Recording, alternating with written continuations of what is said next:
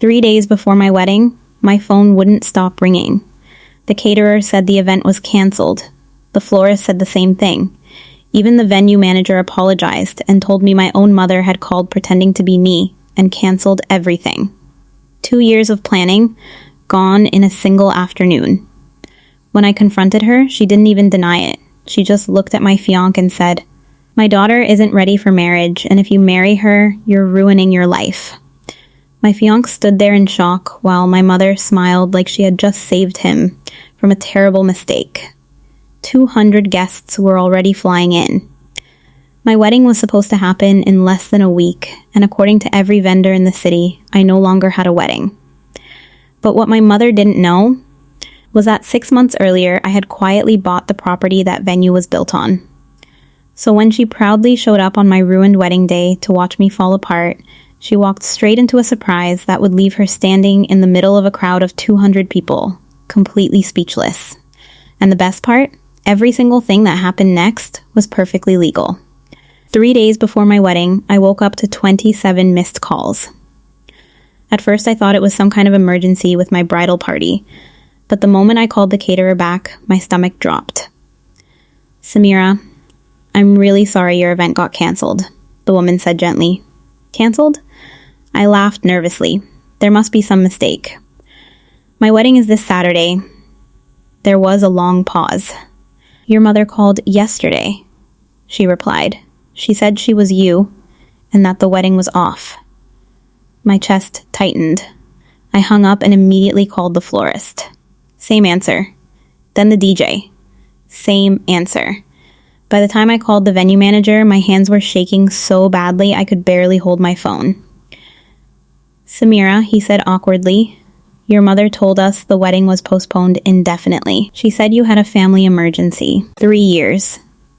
3 years of saving, planning, and scheduling vendors wiped out in one afternoon because of a few phone calls. And the worst part? Every single vendor believed her because she knew every detail of my wedding. The date, the contracts, even the payment schedules, because she had insisted on helping me plan everything. I drove straight to my parents' house. My mother was sitting at the kitchen table drinking tea like it was just another normal day. When I slammed the folder of canceled vendor emails in front of her, she didn't even look surprised. She just calmly took a sip. "You shouldn't be getting married," she said flatly. I stared at her, waiting for the punchline. There wasn't one. "What are you talking about?" I asked. She glanced toward my fiancé, Daniel, who had followed me inside.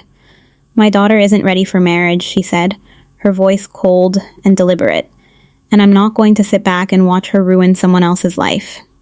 Daniel looked completely blindsided. "Mrs. Rahman," he said carefully, "with all due respect, this isn't your decision."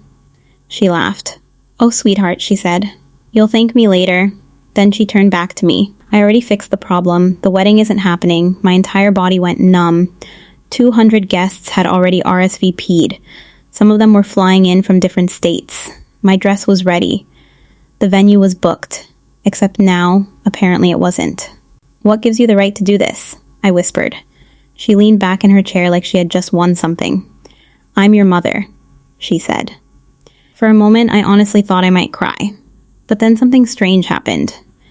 Instead of panic, I felt calm.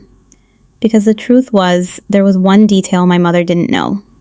6 months earlier, when my parents started trying to control every part of my wedding, I made a quiet decision.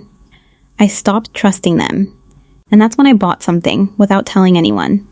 Something that meant my mother's little sabotage plan wasn't nearly as devastating as she thought. So I looked her straight in the eyes and said the one thing she absolutely didn't expect. "Don't worry, Mom," I said calmly.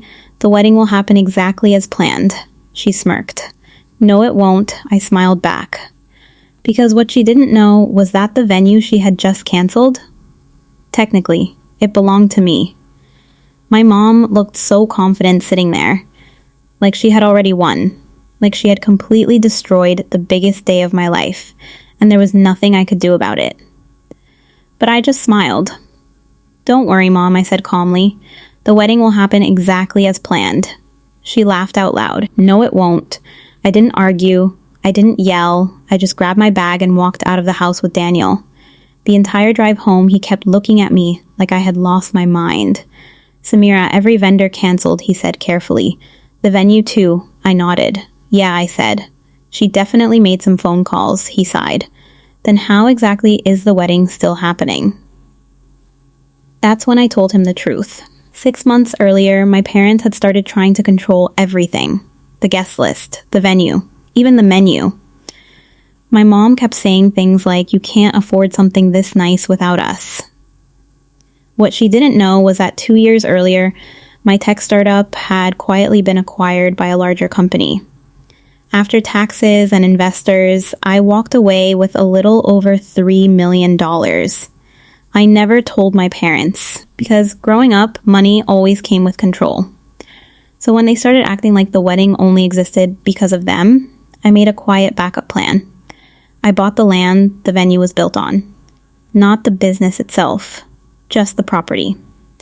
Legally, that meant the venue owners were simply leasing the land from me. Daniel stared at me like he had just discovered a completely different person. So your mom canceled the venue that you technically own? I nodded. Exactly. But I wasn't done. The next morning, I called the venue manager. He sounded nervous. Samira, again, I'm so sorry. It's okay, I interrupted. I'm not calling about the cancellation. There was a pause. I'm calling as the property owner. Silence. Then he suddenly understood. Within 2 hours, every vendor had been reinstated. Not only that, the venue offered to upgrade several services for free after realizing what had happened. And my mother? She had no idea. She spent the entire week smugly telling relatives that the wedding had been called off.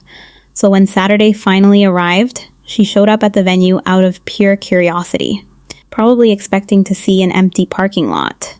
Instead, she found 200 guests, a full ceremony setup, music playing, and a massive white arch covered in flowers.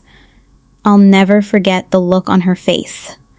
She walked up to me, completely stunned. How is this possible? She demanded. I handed her a small envelope. Inside was a copy of the land ownership paperwork. Her eyes moved across the page slowly. Then she looked back up at me. You bought the venue? She whispered. Not exactly, I said calmly. I just own the ground it's standing on. Her face turned pale. And Mom, I added quietly, there's something else. I leaned a little closer so only she could hear me. When you impersonated me and canceled those contracts, you technically committed fraud. Her mouth fell open. I smiled politely. But don't worry, I said. I'm not pressing charges. Then I stepped past her toward the aisle where Daniel was waiting. After all, I said softly, you already embarrassed yourself enough.